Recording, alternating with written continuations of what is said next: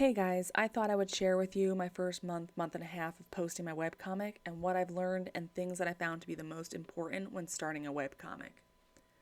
First things first, buffers. Buffers are incredibly important. If you are thinking about starting a venture in webcomics, I cannot recommend enough having a buffer. I started with 8 episodes finished before I started posting, and it saved me quite a bit because I was able to take a lazy week here or there afterwards. As for my current buffer, I'm starting to hit a bit harder now to up my buffer rate for my Patreon because I'm 2 weeks ahead on Patreon over Webtoons and I'm only at a 2 week buffer, so I need to get my head down and finish up some of my rendering. I have 15 episodes in total inked with the 16th in progress, and I'm working on rendering the 11th episode right now. So it's interesting working so far ahead of your comic because I'm learning as I go and I'm trying to make things better and I'm taking in all of the feedback that I get. So I really am liking my more later episodes and it just keeps me excited for posting every week. The next one is creating your hook. I found with my tapas information, most people don't go past my first episode of my comic, which is the first part of the full episode 1. I had made the conscious decision to break apart my first episode to match the rest of my episodes in length. In hindsight, I should have rewritten episode 1 when I was first told it was on the dry side. I had hoped most people would get over that and use it as more of an informational episode before getting into the more meatier parts of the story. Unfortunately, the first episode is the most important and needs to be a hook. I'd love to go back and edit it now, maybe create a prelude episode, one that really grips the reader. I'm not sure if you can add episodes to the beginning after it's already been posted. I feel like you can't, so I might be SOL there, but that's something I'll research more into. So, learn from my mistake. Create the hook first. You can go into more informational episodes later, but make sure your hook is set. When you have someone read your comic, get honest feedback. And if they say it's dry, go back to the storyboard and rework it. When I was told my first episode was a little confusing and dry, I went and found an editor on Fiverr who read through my comic and really helped me put my thoughts and words into a better flow. The second draft was loads better than the first, but unfortunately for me, it was still without its hook. Which leads us to our third point, get an editor. Typically, you can find someone to help you proofread your comic fairly easily with your family and friends, but if you've got about $20 or so, I would recommend going on Fiverr and looking at comic editors. They've read through tons of comics and can really help you not only with your proofreading, but with your formatting as well. And once you get the hang of it, you can learn best practices and you can save your money and just have your family and friends proofread. I used an editor for the first 5 or 6 chapters, and I learned a lot of formatting with that, what breathing spaces and how my bubbles should be. And that's now something that I take in with every episode. I know that now, and I'm able to utilize that. So I actually now just have my family and friends proofread my episodes from here on out. If I have like some really important episodes or something maybe doesn't sit right, I might go back and go through an editor again. But I really learned a lot in those first 5 episodes of getting an editor to look at my stuff. Point number 4 is one that I hate, but it's get on social media.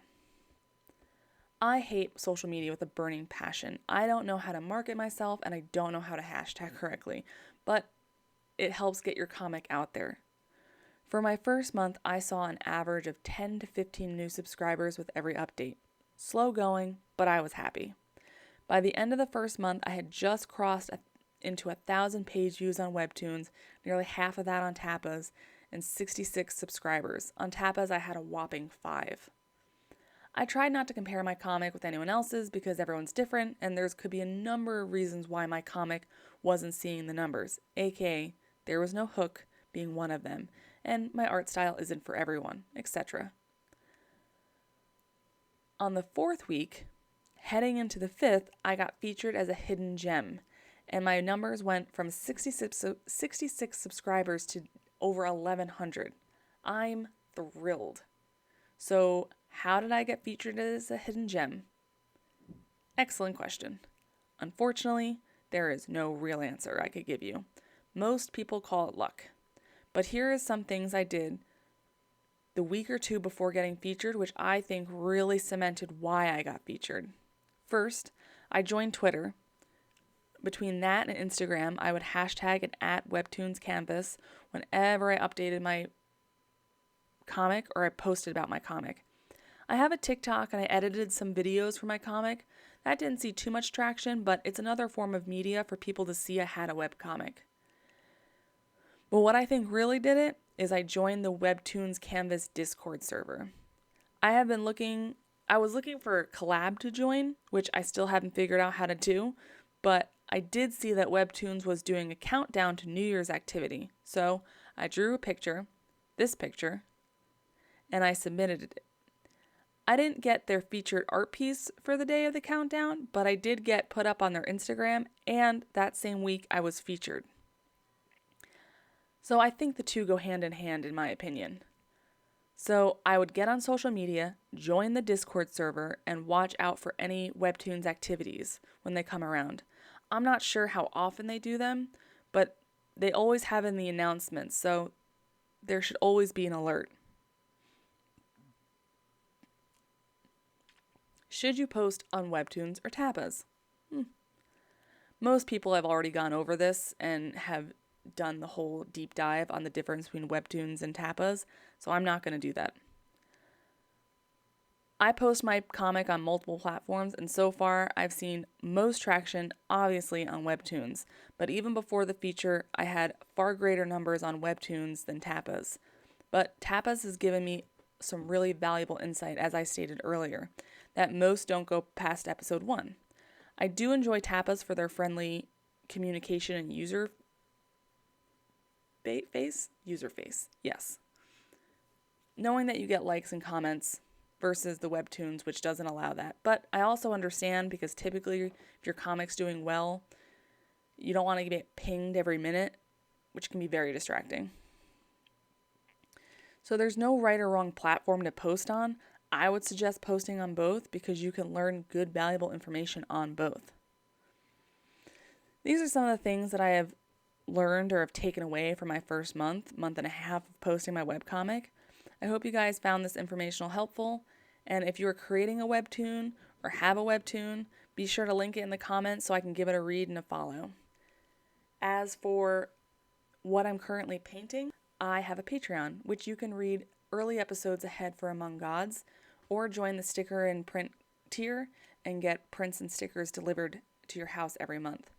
From now until February 4th, all that join my Patreon, any tier, will be getting an exclusive Welcoming Among God sticker set. And this particular painting I'm working on right now is one of those stickers that you can get for free by joining any tier. I won't be selling this sticker on my shop, so if you're interested in getting this, as well as a few more perks, you can join my Patreon for as little as $3 and get a sticker set sent to you in February. Please like and subscribe.